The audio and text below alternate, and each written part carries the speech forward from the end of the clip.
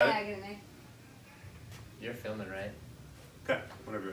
Alright, what's up everybody? This is Dr. Nick. I'm here with Dr. Steph and Dr. Chris from Sports Performance Physical Therapy, and we are here with your tips for 18.5, which is Last a one. burner. We voted for it. This was the one that I didn't vote for it. the public voted for. I didn't vote. So we have thrusters and chest to bar pull-ups. 3, 6, 9, 12, etc., etc., etc. Can't read. All right, what do we need to do? What are we doing? All right, so Besides dropping things. We need to warm up lats, triceps, get some hip activation. What are we gonna injure here? I think lats. I'd say You're gonna be sore in the shoulders, lats. lats. Your thighs are gonna be burning, and you're gonna have to use your legs this entire time for the thrusters because your arms are gonna be beat. Well, and thrusters get really tiring, right? Whenever people get tired with thrusters, the elbows come down, the Form knees gets come sloppy. in, everything kind of collapses inward. So it's gonna you have to fight to keep everything up and out, You right? lose power and energy. Yes. So we're here to help you get activated. Okay, Let's go. how are we doing this? I'll go first. Yeah. Lat warm up, right? And just some general timing and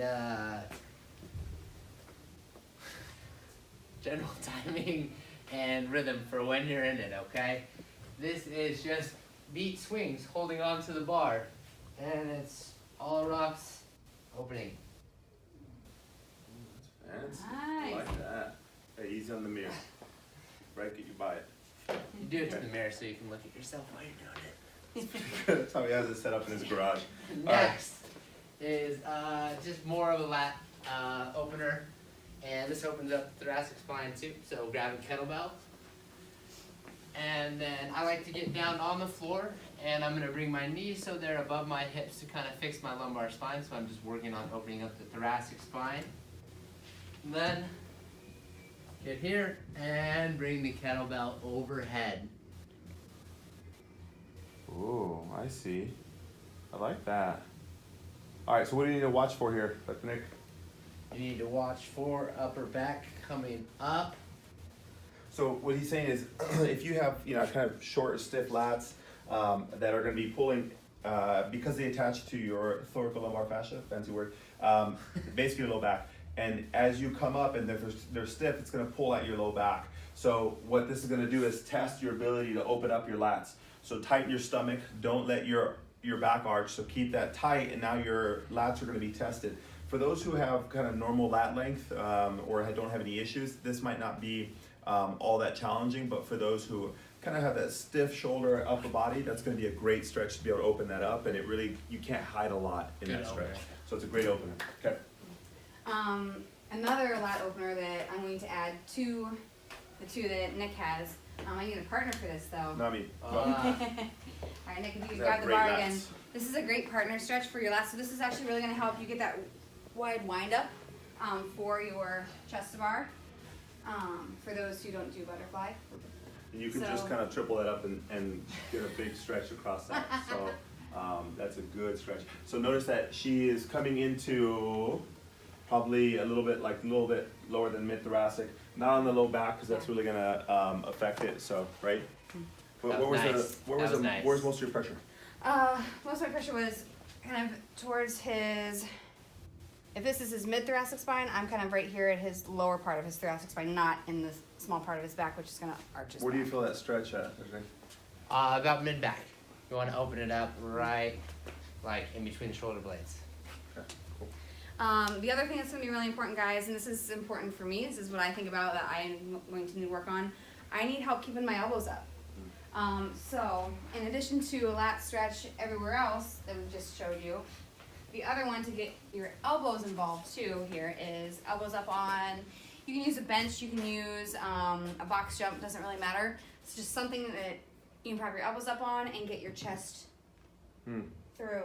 So that's pretty similar to the stretch you just did, right? So It is, but it's throwing the short lever. little triceps up. Try that again. So then now, what you can do just on that same thing what you just did there, you can have somebody else come through and give a little bit of leverage. Now, do not push through the shoulder. That is an absolute no-go, like no bueno, it's not good. So what we're gonna do is we're gonna push through the spine here and gently apply a little bit of overpressure. So where do you feel that stretch? If it's pinching the shoulders, that's not what we want. That's right in my armpit. Perfect. Okay, so we want that stretch right across that armpit. So just a nice little overpressure would be great. Perfect. So we have lats all taken care of in multiple directions, which is going to be great. The last piece is going to be your hips, right? So if we're trying to go put our feet down into the ground, if we bring our knees in and collapse, that's probably the most inefficient use of that of your energy expenditure. So what we want to do is have our knees directly over our feet, especially as we get fatigued. That's going to be a big piece too. So if you find yourself collapsing here in that fetal position, that's like the worst that you can possibly do.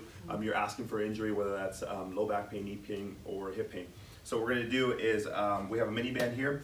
And what we're going to do is bring your knees out and just practice a couple squats. Just remember that with fatigue. So I'm pushing my knees out, but not so I lose contact with my big toe on the ground. So keep that, and I'm going to push out and then come right back up. So all that does is get some good burners on the booty. So, sorry, so Carla's yelling at me because I only went partial depth. Because to go down. No rep. Oh, that's a no rep. No rep. Sorry. So I forget that. Sorry, guys. I always get no reps. Carla's ruthless, man. If you don't see her, she's behind the camera right now. This girl's been ruthless this whole time. Just commands after commands like this behind the scenes. So the last piece is combine that. So if your shoulder's not really stable or you don't feel very comfortable in those overhead positions, you know you have some irritation. So combine that with the mini band. We know we have, this is a 100-pound dumbbell, but even though we're going to do thrusters, we're going to use a dumbbell, a single arm dumbbell, just to work on single arm stability. So you can go down into that position and then go right back into a thruster. So just practice with one arm so you can work on the hip strength with a little bit of overhead stability. Okay, so you don't have to use 100 pounds, just lightweight, and that'll help out as well. That is 18.5, and guys, it's actually done. Like we did this last year, and your guys' feedback has helped us out tremendously. We continue to give you guys tips, and hopefully these help you. Good luck tomorrow. We will see you next year for this 18.5. Anything else, guys, as feedback for them, tips? Like don't burn out. Crush it, warm up well, Yeah. pace yourself. Yes. It starts slow and adds And on the ramps reps, up. so just make sure you pace yourself, yeah. Okay. Good luck, guys. See you guys. Yay. Oh, we didn't do a team something at the end. Oh yeah. Is that Good. See you guys. okay.